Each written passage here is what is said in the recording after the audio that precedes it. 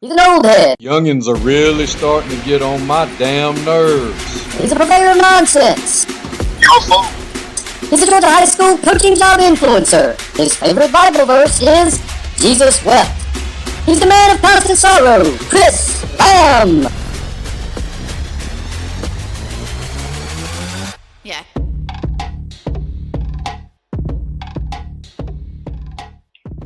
All right, welcome to episode 6. Today we have Andy Scott. He is a 28-year vet in the state of Georgia, a good friend of mine. I've known Andy for almost 20 years.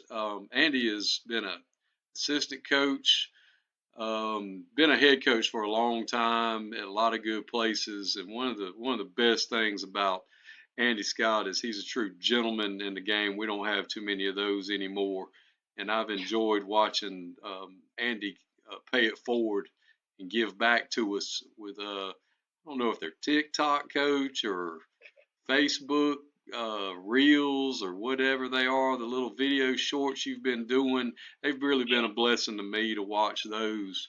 But everybody, I hope you enjoy the next hour or so with Coach Scott. Coach Scott, thanks for coming on with us. I sure do appreciate you. Heck yeah, appreciate you having me on. And kind of got into that, just telling stories and enjoy doing it. I think it seems like all the older coaches, we spend more time calling each other or texting each other and just sharing stories. And I think you've given light to all the things that we as coaches do. And you were talking about the DT or David Thrower. Calling and talking to him, I think he and I probably the shortest conversation we've ever had is 20 minutes. Sometimes they were long back in the day as far as that, but us older coaches, we love to tell stories. Ain't no question about it. Well, and I don't think the average everyday person realizes how. I was at the recruiting fair and we were talking. There were some younger college coaches there, and I met up with Steve Robinson that was with us at Temple, and we told a story, and he was like, I haven't been able to tell that story in 15 years because everybody thinks I'm lying when I tell it because they don't believe some of the stuff we talk about. Like, they just can't believe that, no, that really happened. But you came to Georgia from Tennessee after playing at Middle Tennessee. Is that correct? That is correct. Yes, I tell everybody I was a backup offensive lineman and a long snapper. So I was that kid. I was the Johnny Tryhard. I was just happy to be a part of the team and was fortunate enough to letter my senior year at Middle Tennessee.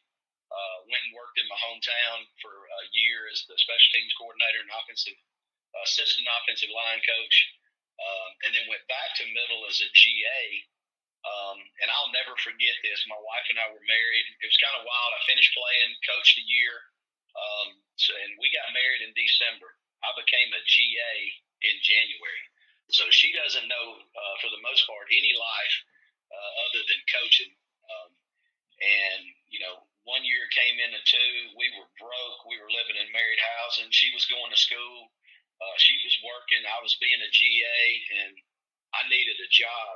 And I'd interviewed with a bunch of different college coaches and just couldn't find a job. And then Rob Ridings called Boots Donnelly. Rob's a former Middle Tennessee great. And I'll never forget the conversation. I'm down in the GA's office, and he hollers my name, and I come running, and he says, have you ever thought about moving to Georgia? And I said, no, sir. And so he hands me the phone, and probably 2-3 weeks later, my wife and I are packed up, and we're moving to LaGrange, Georgia. So that was back in 1996. And I tell you, it's kind of funny. We moved in April. I started, obviously that little, limited contract. And I was really spoiled. I mean, I had PE, had dude, and we had a principal. And some of the stories that I'm going to tell, I hope are past the statute of limitations so nobody gets in trouble.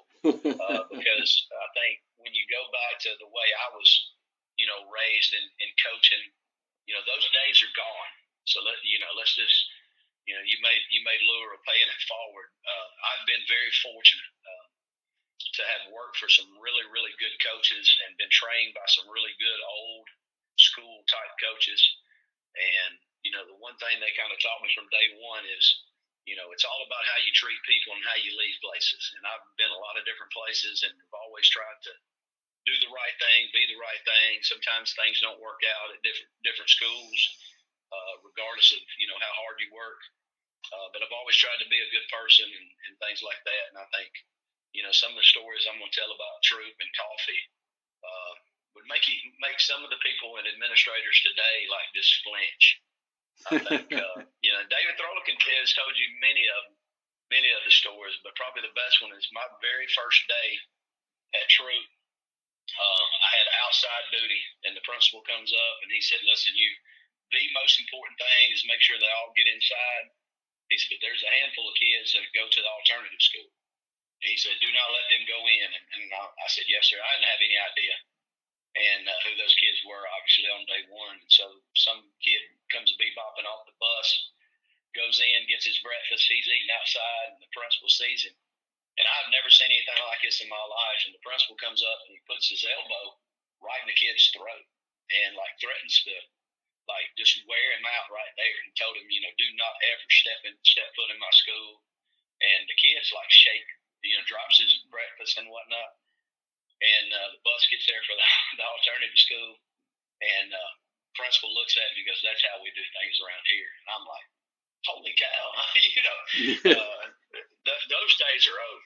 Oh yeah. Putting hands on kids and things like that. Oh yeah. But the type of school that he ran, obviously had some issues later in his life as a superintendent, but he was an incredible principal, and he used to go down to the weight room in his in his shirt and tie and bench press with the kids. And, he was kind of a jack joker, and he enjoyed it. But, you look back on those times and you just think, wow, I can't believe that happened in a school setting. But everybody feared him, and sometimes in today's world, it's hard for kids to kind of fear authority. Well, they don't. It's not like no, not at all. But DT will tell one that the principal did one time with him, and I wasn't that lucky now. So I started off in PE and then got shipped to social studies because I got a minor in history, and but there were times where they'd cut on the intercom and they'd say, "Coach Thrower, Coach Jeter, are you guys in the weight room?" And he's like, "Yes, sir." And then about 30 minutes later, they'd say, "Guys, if you don't mind, please come up to the office. I need you to sign your evaluation." They do teacher evaluations over intercoms, which of course, with teams now, that probably be kind of shunned if Yeah. The good old days. Yeah. Those were the good old days. Who all was on that staff when you were at Troop? Man, I'm telling you, that was an all-star staff. If you look back, you had, of course, Rob has been everywhere at LaGrange, Griffin. He just won, maybe his 5th state championship as a coordinator. And I joke with him all the time. He played for one at Thompson as a head coach.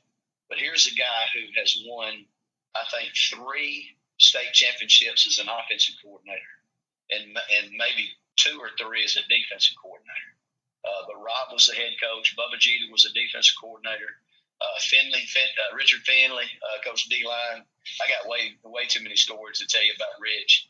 But Finley was a D-line guy. He coached outside linebackers. I coached D-line. I think Gary Ward, who was a long-time basketball coach there, he coached secondary. You had Chris Till, who was a great player at West Georgia. I think he's a head coach out in Louisiana now. Ken Aldridge, who became a head coach later in life. I think he was at Central Gwinnett. He's since retired. You had Mike Wagner, Bucky's boy, who was our OC. It was an unbelievable staff of guys. But I tell you, Rich Finley and I, we kind of hit it off. He had just graduated from West Georgia. He and Chris Till. And I think Chris Till was probably the first of the 26-year-old seniors in college. He may not have been that old, but Till Phil would get frustrated at the quarterbacks and then just start throwing perimeter. And he'd stand right behind the quarterback and say, look, can't you see that? Can't you see this? But Finley was in the weight room one day, and I'd come down from, and he's a weight room guy. He just shot his death by squats and death by bench video. Yeah, that was great. And it was. And Rich ain't ever changed now. Rich has been like that since the day I met him. And so we're in there, and he's working out, and I'm in khakis and a collared shirt because I just came out of the classroom, and kids are in there power cleaning. And Rich had just got through playing, and I'm probably, 4 years away from having ever stepped on the field. And so I could go over in my khakis, and I power clean 225. And Rich goes up there, and, okay, I'll get this. And he did. And he goes on about a 3-week cycle of whatever, he could take. And he comes in, about 3-4 weeks later, and he's power cleaning 275, just mad as all get out at me. And it was funny because he started talking junk. He's like, hey, let's go watch wrestling. Because, we had a really good wrestling. And DT told the story about, our wrestling team and how good it was and things like that. But we're in there. And Rich is like, did you ever wrestle in high school? And I'm like, sure, no, I didn't wrestle in high school. He's like, well, I didn't either. And so we, two guys full of testosterone just got through, in the weight room. And he literally pins me in 30 seconds. He starts laughing. I'm like, what's the crap? What's the deal, man? He's like, I was a 2-time state tournament wrestler back in high school. And I'm like, come on, man. I can't believe that. The WWE in the weight room. Yeah. He gets me in a hole, man. And I feel like I'm a pretty big guy, and I'm like tapping the mat trying to get out from under. And it was he didn't play fair, I can tell you that. But I'll tell you now, one of the best stories I can tell you too is I got there in PE, and Rob needed to hire some coaches, and so that second year I moved to social studies, which I shouldn't have ever done. I should have held on to that PE spot. But being a young guy, thinking I'm helping the program, and I needed a job somewhere. 1 year turned into 2. 2 was about to turn into 3. And even though I applied for a provisional, I was never planning on taking any tests to get certified. And I'll never forget, we're up in that office at Troop, and DT says, have you talked to anybody? I said, DT, I don't know anybody. He said, where do you want to coach? And I said, well, where's the best place in the state of Georgia to coach football? He said, well, you need to at least experience South Georgia. He said, buddy of mine just got the coffee job. And he pulls out, no joke, if your grandmother or anybody in your family, in their 70s or 80s, has an address book, DT pulled out a book that looks just like it. It looks like it's 100 years old, and it is phone numbers. It's like a Rolodex, but it's like a notebook, the old address notebooks. And he goes through and he finds Kevin's number, and of course, we kind of connect there, and was lucky enough to go and work for Coach Giddens at Coffee for 3 years. And I'm going to tell you, there's not a better offensive line coach and a better guy than Kevin. And I know Kevin's, trying to retire again, from the GHSA, and he's done a tremendous job. I saw him up at the state championships, but I enjoyed every minute of that. What was the story at Troop about Wagner taking your clothes? Oh man, I'll tell you funny. So Mike, Mike's high strung. Anybody that knows Mike Wagner, and he will throw down in a minute. But we had like a Google office. Everybody in the same coach's office. Everybody had desks, and I'm very anal attentive. I'm like really OCD, and so every day, every week, really, I would bring clothes for practice. And I had shorts, I had socks, I had, shirts, I had sweatshirt. I had a whole wardrobe of clothes that I'd bring each week. Well, Wag ended up, he would take my clothes, and I'd be like, okay, if he took one or two. But all of a sudden, after, a couple months, I come up there, for practice, and I ain't got nothing to wear. And boy, he and I got into it, and I found some stuff, and we got through practice. And for some reason, my wife was coming over there. I think we were going to go out to eat or whatever. So me and Wag, we get to jaw-jacking with each other. And I'm like, I need my freaking clothes, man. And so I flip his desk. And about that time, we're about to go to blows. And all of a sudden, my wife, kind of is there. And he turns around and goes, hey, Claudia. And like the dang, it just completely de-escalated in a hurry. Yeah, I bet it did. And I was like, because, every man's like, man, I could beat that sucker up. And then I'm looking at Mike Wagner, I'm going, he's been in so many fights in Statesboro, Georgia. Yeah, I don't want no part of that. I probably wouldn't have came out of that real well. Yeah, I work with Wags at Lithia. That's my boy. That joker's crazy. He is crazy. I love Mike. I talked to him a couple of weeks ago. He's enjoying being retired. I know that.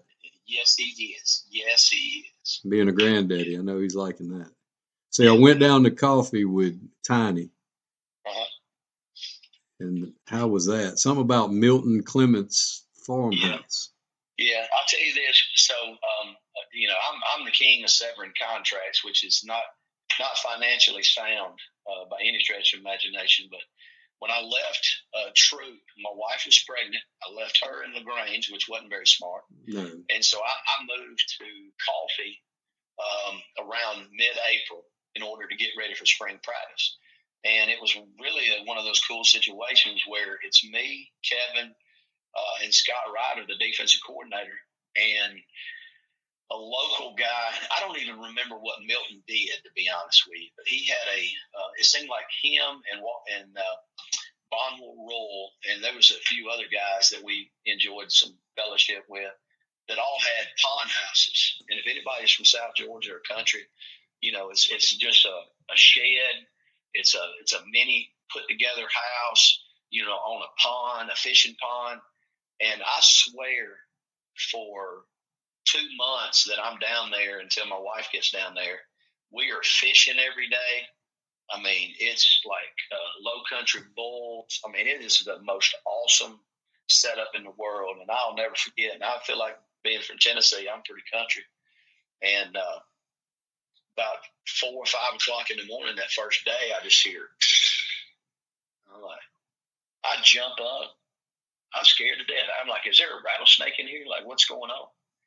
And, I hear it again. It's like, and so I come, I'm in their little loft area, and I come, bebopping downstairs, and Giddens is like, what's wrong with you? I'm like, did you hear that noise? And all of a sudden, here it goes again. He just starts laughing. He said, Coach, that's deer feeder. He said, they're spraying corn. I'm like, what? He's like, yeah, he explains the whole concept to me, of it being a little hunt club. And I've been hunting like when I was a kid in Tennessee, but I don't remember ever doing that. I was like, that's cheating. They all laugh. They're like, yeah, it is. Them yellow acorns. You got to put them yellow acorns out there. That's exactly right. But I'll tell you this, and this is, again, another story. My first 2 jobs in Georgia, I thought it was like this forever, which it's not. But, of course, Kevin hires me. We stay there and whatnot. And so the very first day of school, I show up and have to do some things, but then I'm in one of my first classes. And so I'm in a health class, and I'm introducing myself to the kids. I'm in the school. I have signed the contract. I've done fingerprinting. I am signed, sealed, and delivered. And I'm at the first day of the school. And this lady comes knocking on the door, and she comes and introduces herself. Joanne Bannon, hey, nice to meet you or whatever. And she leaves, and I look at the kids, and I said, who is that lady? And they all said, Coach, that's the principal. And I went, what? And I'm thinking in my mind, and I didn't really put it all together because I was young and didn't really understand much. But like, I'm hired and I'm working at the school, and I've never met the principal. And But you think in today's world, that's just you can't. There's no way that those things go on in today's world. But there was a guy, Jardine, whose dad, Walter Jardine, whose dad's the stadium, Jardine Stadium's named after, and he kind of took a liking to me and was really good to me. And so that first couple weeks of school, we go. I think it's closed now, but it's right down off of Walker Street in Douglas. It was a place called Scampy's, and it was all you can eat. They got a little bar too, but we never went there. We just go to the restaurant, And it was all you can eat wings. And so we're in there, and he and I are eating, and we're just having a big time. And there's an older gentleman, and he's just having a blast. He's drinking, he's walking around, shaking hands, kissing babies and stuff. He comes up and gives me a big hug and says, "Hey, Coach, welcome to the Douglas. We're glad to have you." Blah, blah, blah. I said, "You need anything, Walter's got my number. We'd be glad to take care of you. Ask me about my wife and whatnot." And he walks away, and I look at Jardine and said, "Who's that?" He's like, "That's the mayor of Douglas." And I'm thinking in my head, I done moved to heaven. This is unbelievable. I get a job, don't know the principal. I'm out to eat, and the mayor of the town, having a blast, coming up and talking to me. And I just thought, man, society is crazy. But, But I tell you, another one down there, my son was born in Douglas. And so my wife stays there, and she had gotten her certification, was going to get to be a teacher. And, of course, we don't know any better. She starts applying. She interviews at a couple places, and we had a superintendent who was really, really involved. And he comes over to practice one day, and he's asking how Claudia's doing, if she's had any luck finding a job. And I said, "No, sir." And this was on a Tuesday. Okay, this is Tuesday in May. We're in the spring practice or whatnot. And I said, "No, sir, she hadn't found anything yet. She's interviewed, blah, blah, blah." He says, "Okay, I'll take care of it." So about 9 o'clock that night, I get a call, and it was him. And he said, "Is Claudia there?" And I was like, "Yes, sir. Hold on just a second." And tells her that she needs to report to a certain school. And so the next day I go to school, or, to talk and interview. Well, the next day I go to school, and Giddens comes to me and goes, "Holy cow." He said, "Last night the superintendent stopped the board meeting," because they had a board meeting that night. He says, "I am not signing off on any agenda item until Claudia Scott gets a job in Coffee County." He says, what do we have open, and where is it?" And in today's, hierarchy of needs, there's certain places that do that. And that's why I was so excited. Steve White, who's still down there, I guess he's been doing it for 40 years. Them winning the state championship and just seeing the excitement in that community. That place is always from the time I was down there, has always been hungry. And Coach Coe and those guys, they did an amazing job. They were physical. They were very Michigan-like.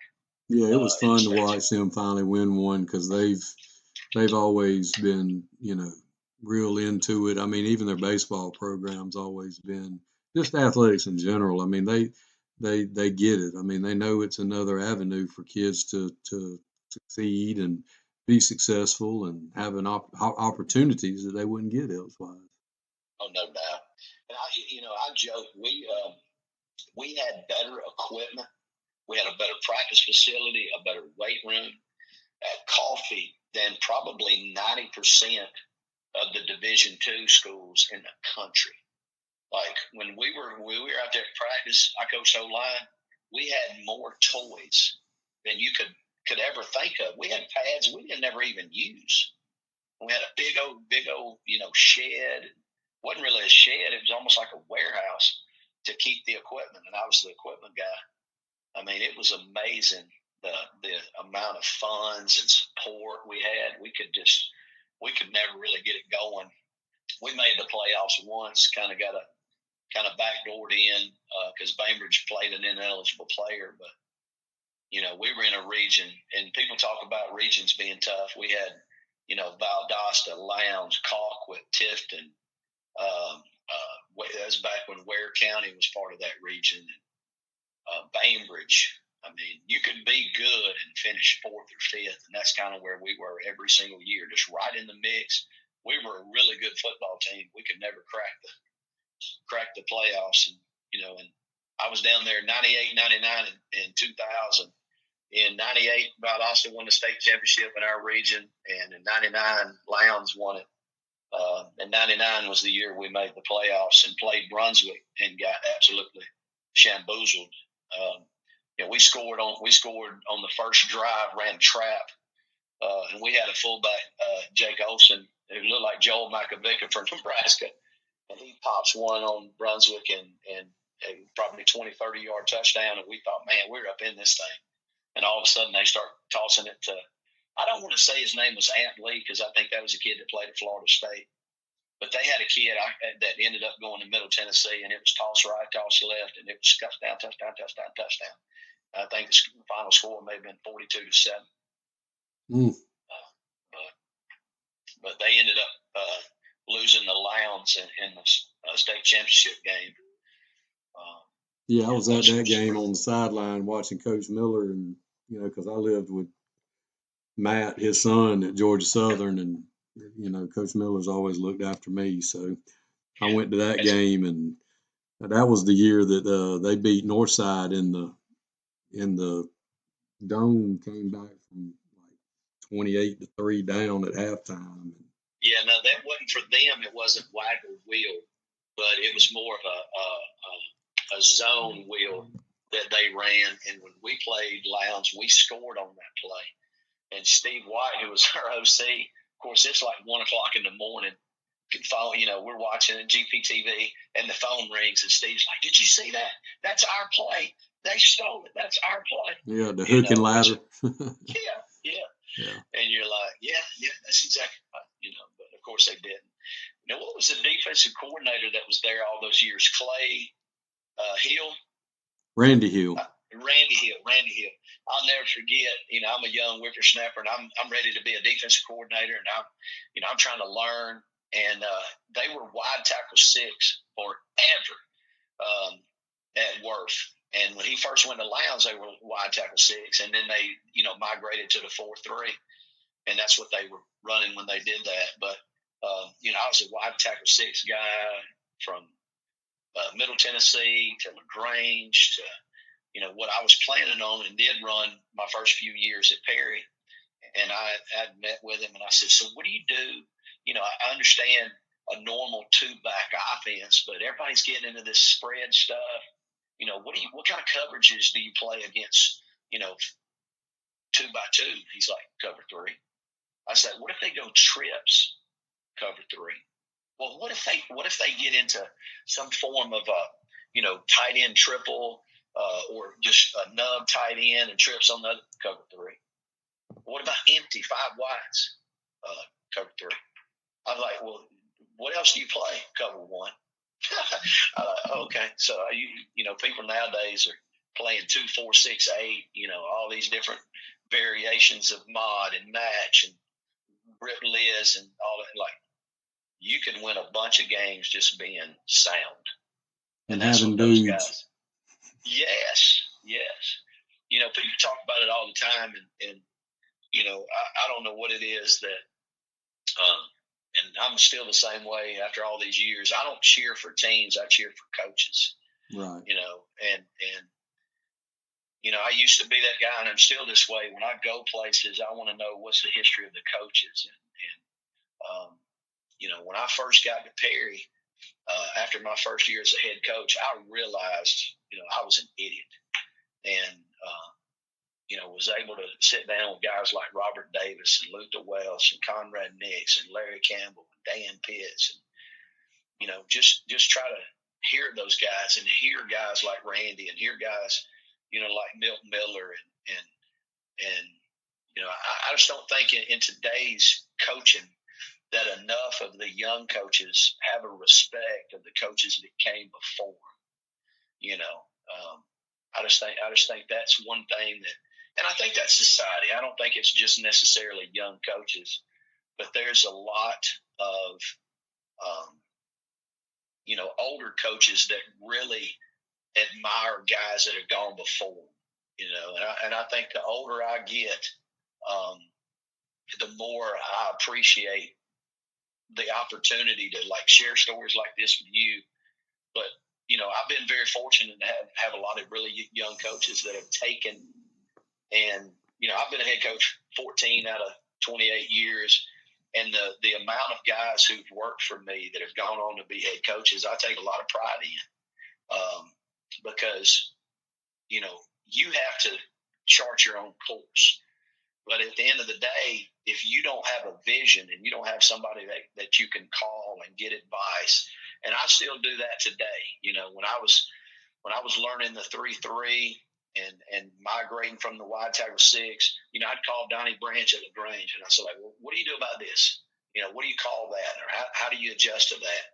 And then spending those years with Fabrizio at Lee, or that year Fabrizio at Lee County, and seeing how he does things. And even today, calling him, say, have you guys changed anything, or what are your adjustments, or can you share, your tackling video, your practice video? And, every coach is different. I think, the one comment my wife made to me that I'll tell everybody, when I got the Perry job, she said, she gave me some of the best advice ever. She said, whatever happens, do it your way. She said, eventually you're going to get fired anyway. So let's just enjoy the vacations. Do it your way. Do it the best you can, so that if you do get fired, you'll look back and go, I did it my way. And I think that's, you can't be somebody you're not. And I think there's a lot of coaches who try to be the next, Dabo Swinger, the next Nick Saban. Just be Chris Lamb. Just be Andy Scott. Just be whoever you are.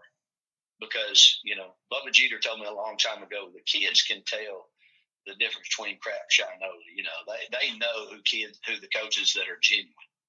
And when it all boils down to the kids and how hard they play for you, John Bobo told me a long time ago, and I've seen a lot of coaches that I know that have shared it in the past, but, he used to say that there's a lot better coaches than there are good jobs.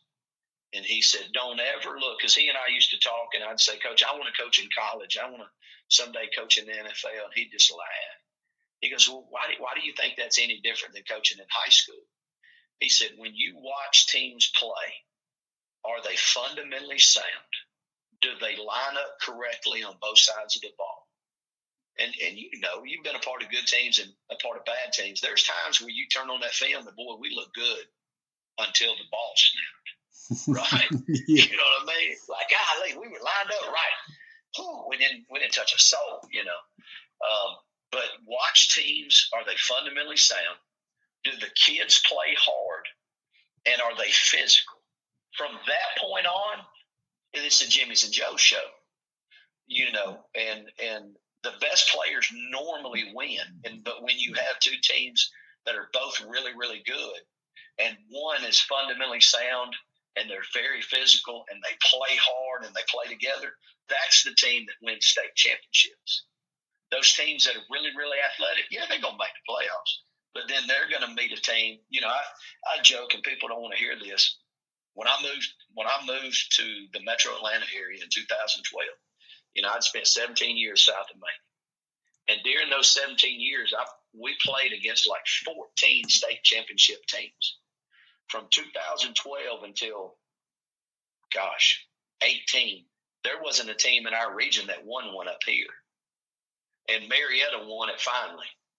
But people don't have any respect for how good a Hawkinsville was, how good Peach County is and was, how good, teams like Wilcox County was, and Doherty, and Cairo, and Colquitt County, and Valdosta. When Valdosta won at 98, they didn't have any kids that went to college. I'll never forget, we'd be sitting in staff meetings at coffee, and I'd be like, Valdosta High School, 23 state championships, 6 national championships, and they ain't very good. But when that ball was snapped, they had 11 kids on defense. They had a nose guard that's probably 5'10", 175 pounds. That was absolutely unblockable. They had 2 6'3", 190-pound outside linebackers that were unblockable. And you're like, okay, well, we're not beating them suckers. You're like, oh, I get it now. Yeah. And you talk about in your hotness about Tifton. I'll never forget Brody and those guys. There were a lot of those guys that worked for them that were about to retire, and they just went down and coached middle school football. And people don't understand in the metro, South Georgia has a bunch of coaches that still love to coach, but they don't mind doing middle school weight training and middle school football. And those kids are getting so much better coaching. The days when Thomas County Central ran the veer forever, they were running the veer from the 6th, 7th, the 8th grade. Those kids were coming out the chutes, every single day for those 3-4 years leading up to the day they ever stepped on campus at Thomas County Central High School. And I think, those places down there are legitimate football factories. I think teams now feel like, it's the transfer portal kind of thing. Let's just get us a bunch of dudes and let's just line up and play, cover 2 and man under 2 deep, and let's just ball out and throw it all over the place. And then they line up in the playoffs and get mollywopped by teams from South Georgia, Well, your first head coaching job was at Perry, wasn't it? It was, yeah. In 2000, I was a head coach and AD 2005 to, I guess, 9 or 10, something like that. Yeah. And like I said, I had no idea what I was doing. I was very fortunate to get that job, and we made the playoffs and made it to the quarterfinals. And I texted Kevin when they won it this year, just excited for that community. There's kids on that staff that played for us that were on our team, and a lot of people that are still there. I was, on the sideline with Casey Hayward, and Torian Smith, and a lot of kids that played for Sidney Swan. I'm telling you, that's another place that could just never get over the hump.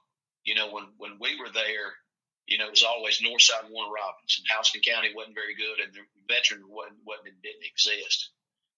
But it was always, I'll never forget, I was at the bank of the Perry Bank there, and I was getting some money on a Friday, and the lady's like, "Who are you for tonight?" And I'm like, "I'm for Perry."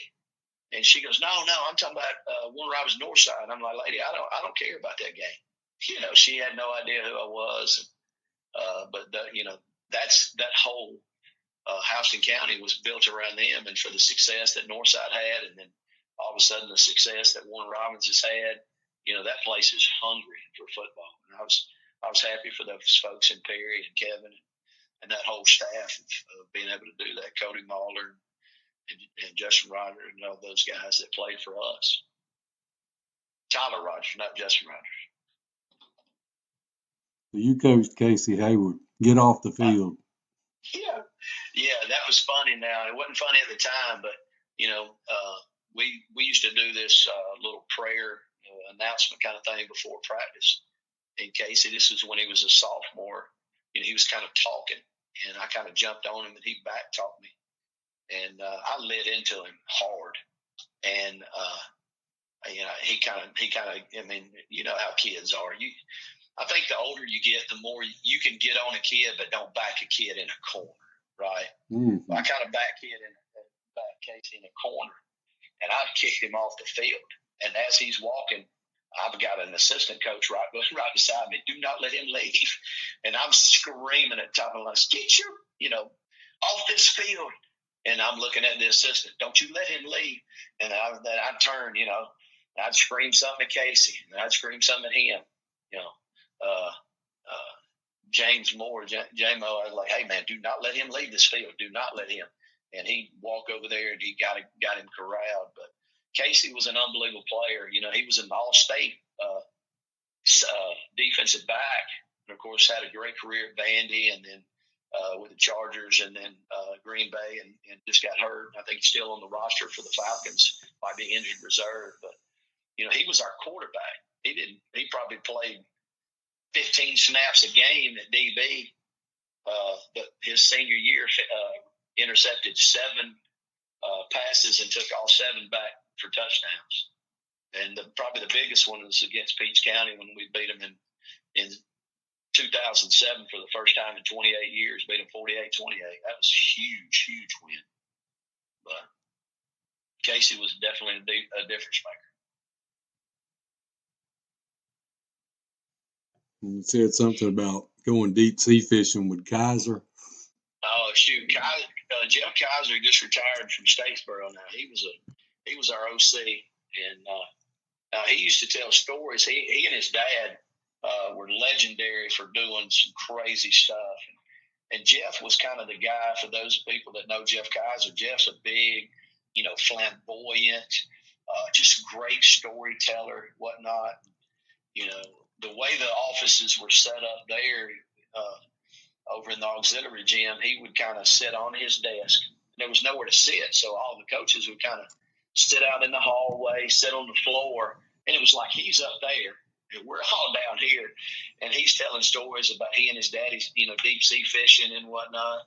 And we're like, dude, what were you talking about? And he starts talking about these fish. And that was around the time that you could look up Google on your phone. And so I'm Googling the fish he's talking about. And so I start going along with him, and I'm like, so what color is this fish? And he's like, it's kind of a bluish, color, and like, how big is it? And then I start passing my phone to another coach, and then another coach, and then another coach, and then Sean Masters finally hands the phone to Jeff. He goes, y'all son guns, y'all didn't have any idea what I was talking about. If y'all would have never looked this up, I'd have been fine. So we caught him in a lie.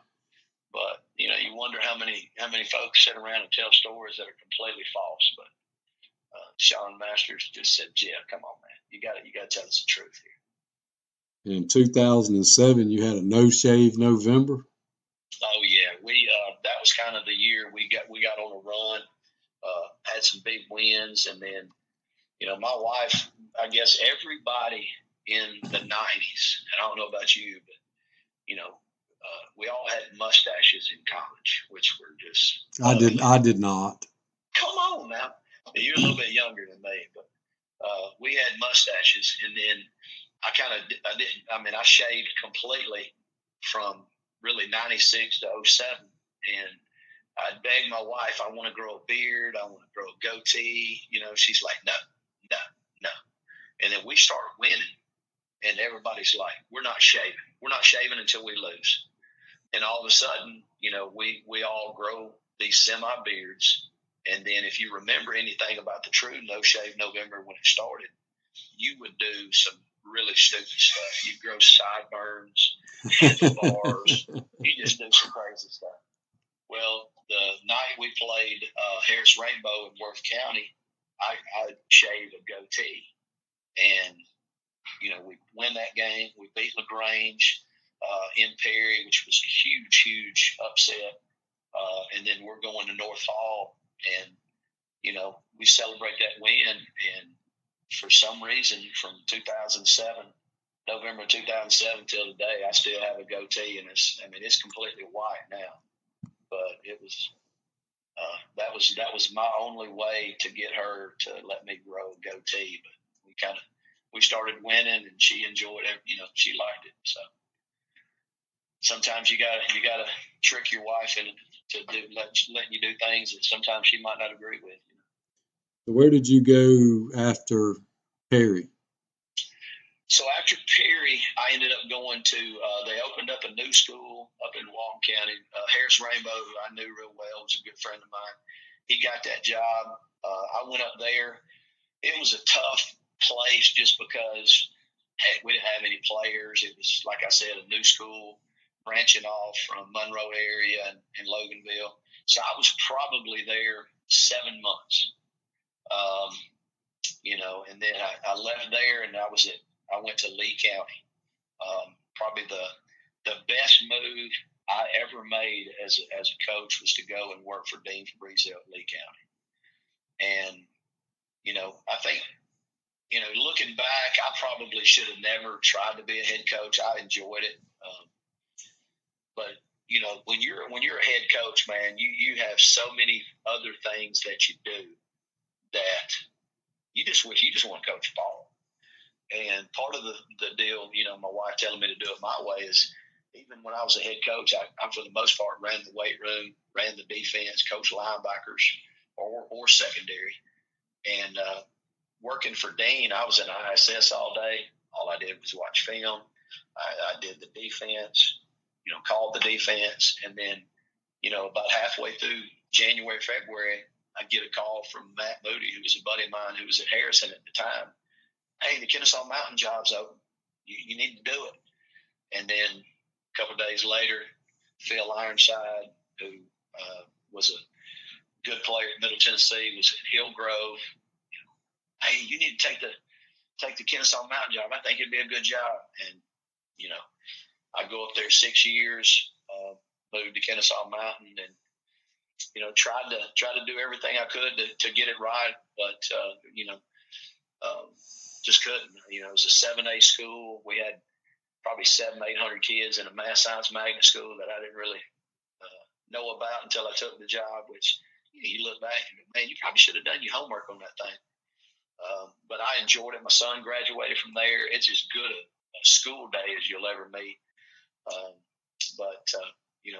Did the Walnut Grove, Lee County, Kennesaw Mountain, and then after I left, I was 6 years at Kennesaw Mountain, and then went to Hiram as the DC. And Pete Coleman was incredible to me.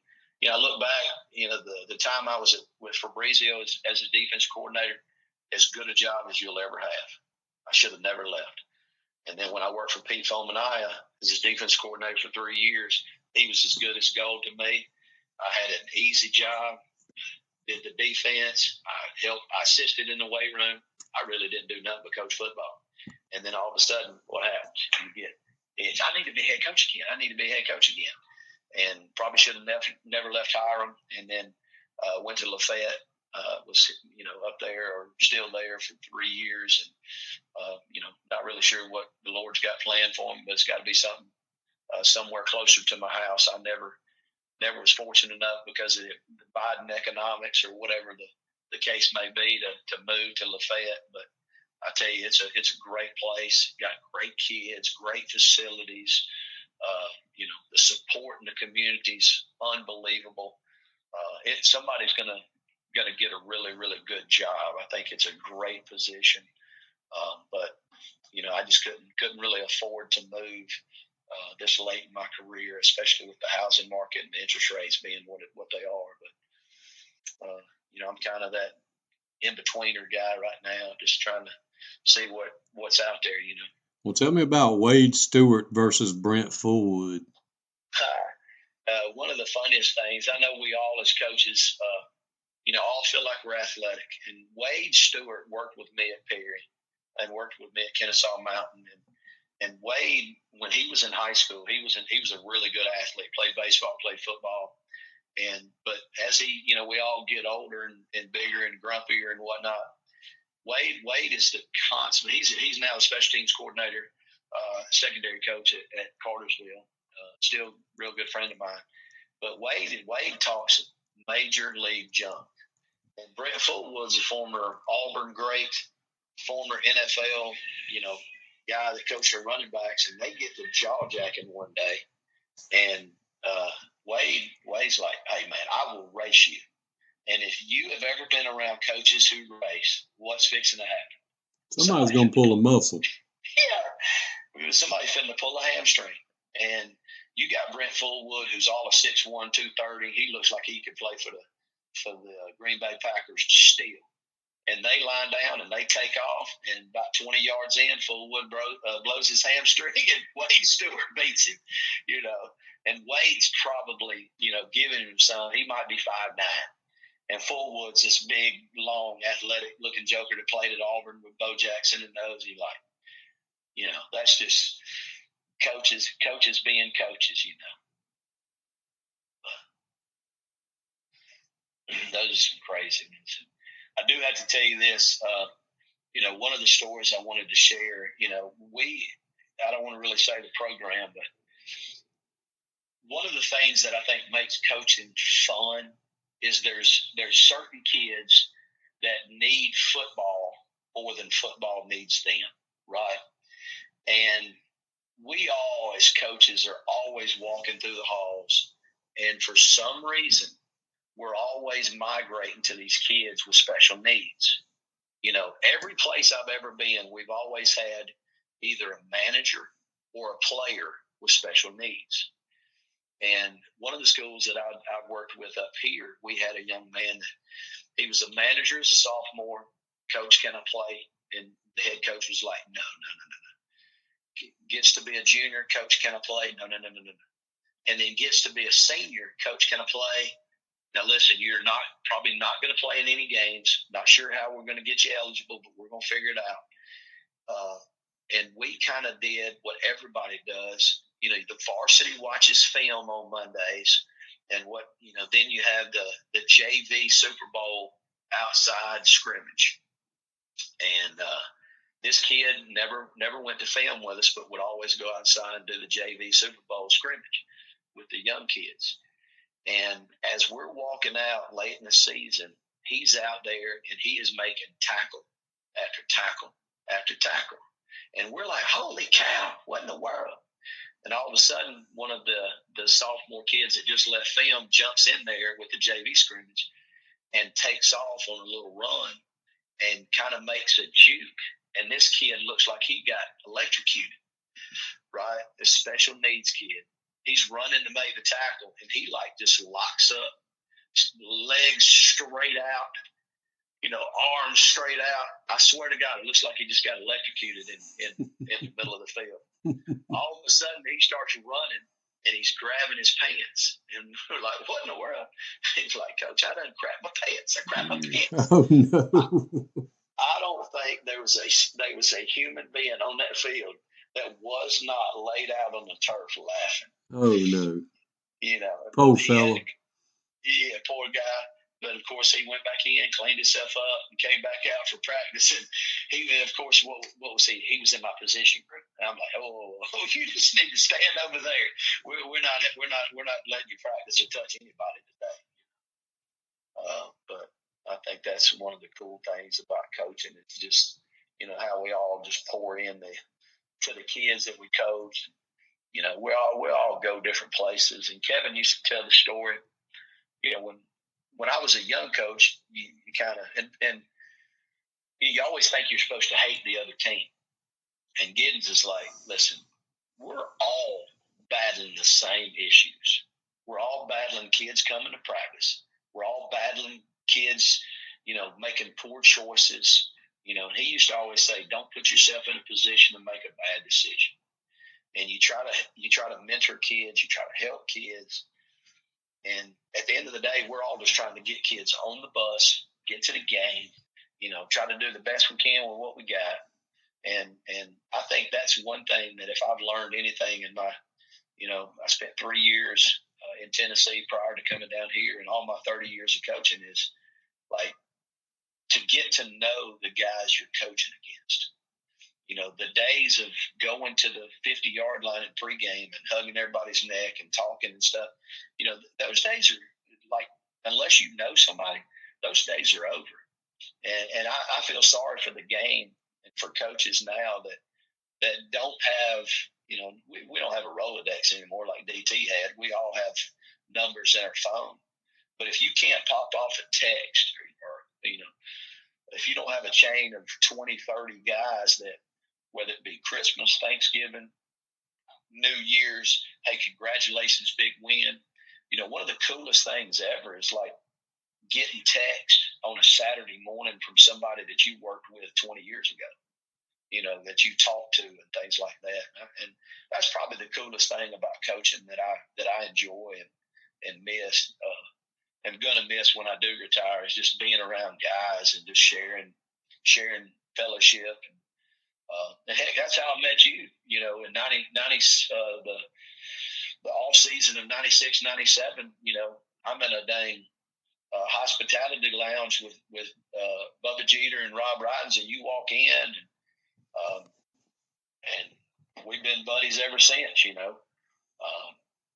the days of the GA what was it, GAVSB vent, and all the great stories. You need to somehow figure out a way to backtrack those and write a book of all the lessons, because Well, I'm writing 2 books right now. I'm just so scatterbrained that it takes me a minute. I got one that's going to be just kind of like my journey and things I learned, and then another one that's just going to be like these stories. So I am working on it. Somebody's going to beat me to it, I'm afraid, but that's okay. They can read. They can read 2 of them.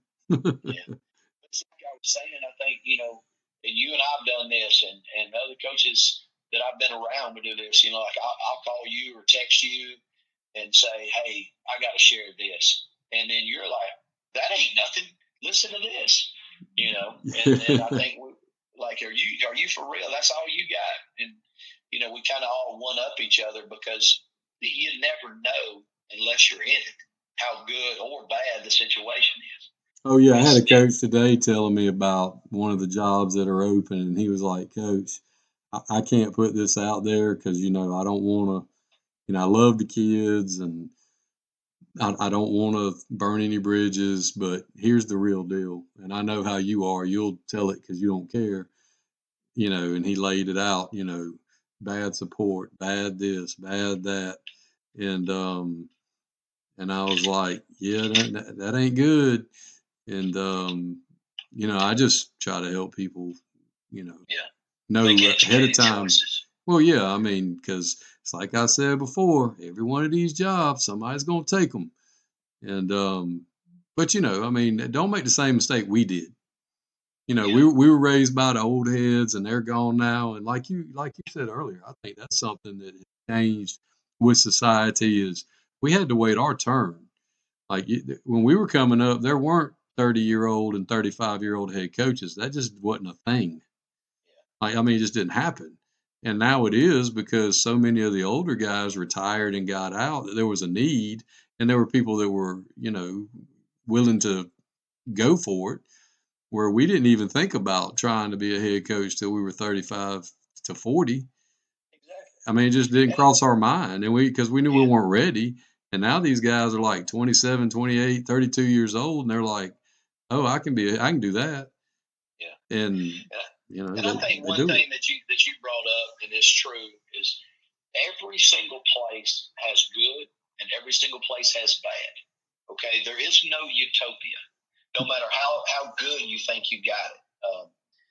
And I think at the end of the day, you got to see, what can you put up with. Do you have the kind of support and enough players to be successful? And sometimes the answer is no, you don't. You just don't. But that urge for many of us, that I want to be a head coach so bad, I don't care, I will fix it. When I was, 26, 27 years old, I got offered the head coaching job in my hometown. And I called Coach Donnelly and I said, "Coach, what do you think?" And he goes, "Listen, whether you're the first choice or the last choice, if you want the job, take the job." He said, "But I have to say this. What makes you think that you're going into a program?" He said, "I'm not trying to be ugly, but you're going to go into a program that's never won, and you're going to be the magic, pixie dust, and all of a sudden y'all going to start winning." He said, "If you think that's true, then you're not as smart as I think you are."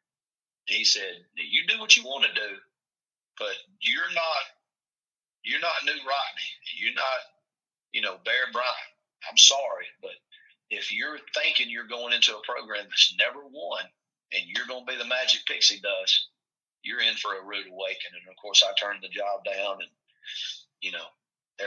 I guess 2005, I was 35 when I got my first head coaching job. So, but prior to that, like you said, I'd paid my dues. I'd been the equipment guy. I've been the CDL guy. I mowed grass, lined fields. That goes back to a whole nother gamut of young coaches. Like, nobody wants to do the weight run. Do you not know how to fix a helmet? Do you not know how to do laundry? I think there's not enough guys. And heck, we were the ones that were just there with the old guys doing it, and we felt bad if we didn't do it. You know, I don't know. I think just society in general, but I'm not speaking no will of young coaches because my son's a young coach, but he was, that coach's kid, like Grayson. He's always around. He knows what it looks like and all that kind of stuff. He kind of, tries to do it through osmosis. But I do believe that, a lot of us old guys are the last, like what the DT talk about the Hodges OL camp. What did they used to break it down on? The last of the hard, the tough, hard-nosed, gritty, this is how we do it, kind of guys. And I tell you, I enjoy being and talking to those people. Well, I sure have enjoyed having you on today, Coach, and you've been a blessing to a lot of people, and the impact you've had on young people, whether it be players, coaches, people in the community. It's just obvious, through your videos and your talk today, just what the profession's meant to you. And as I put in the bio, just a true gentleman of the game, in a game that we just don't have many of those anymore. And just definitely one of the best dudes to me. Always been good to me. I mean, there's 4 or 5 guys that I've always just said, man, he's a good dude. And you've just always been a good dude to me. And I sure do appreciate you. I appreciate you too, bro. And, I can't wait to see you again. And I sure do appreciate you being on with us. Yes, sir. Yes, sir. Enjoy it. All right, man. We'll talk to you later. Yes, sir. All right. Bye-bye. Yeah.